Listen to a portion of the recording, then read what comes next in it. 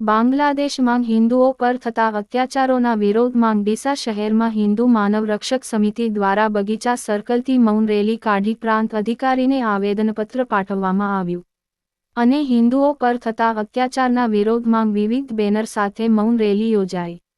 માનવ અધિકાર રક્ષા સમિતિએ જણાવેલ કે બાંગ્લાદેશમાં હિન્દુઓ ઉપર થતા અત્યાચારો વિશે ગંભીર ચિંતા વ્યક્ત કરવા માટે આવેદનપત્ર આપ્યું છે. બાંગ્લાદેશમાં શેખ હસીના સરકારને લોકતાંત્રિક રીતે બરખાસ્ત કર્યા પછી હિન્દુઓ ઉપરના અત્યાચારોમાં ભારે વધારો થયો છે. હિન્દુઓના ધાર્મિક સ્થળોને નિશાન બનાવીને તોડફોડ કરવામાં આવી રહી છે. હિંસાને હત્યાની ઘટનાઓમાં વધારો થયો છે અને ધર્મ પરિવર્તન જેવા ગંભીર અપરાધો થઈ રહ્યા છે.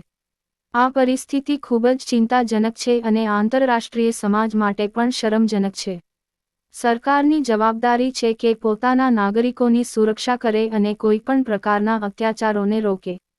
આ અત્યાચારના વિરુદ્ધમાં ઇસ્કોનમાં પૂજ્ય સંત શ્રી ચિન્મય કૃષ્ણદાસજીના નેતૃત્વમાં શાંતિપૂર્ણ વિરોધ કરાયો. હિન્દુઓ ઉપર પણ અત્યાચાર કરી પૂજ્ય સંતશ્રીને ખોટી રીતે જેલમાં પૂરી દીધા છે, જે કૃત્ય પણ અમાનવીય છે. અમારી માગણી છે કે પૂજ્યનીય સંત શ્રી ચિન્મય કૃષ્ણદાસજીને તાત્કાલિક મુક્ત કરાવવાના પ્રયાસ કરવામાં આવે.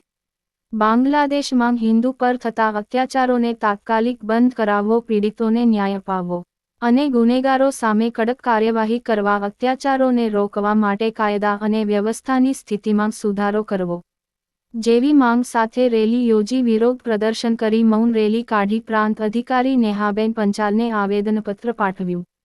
Bureau report Ashok Thakor, Banaskantha.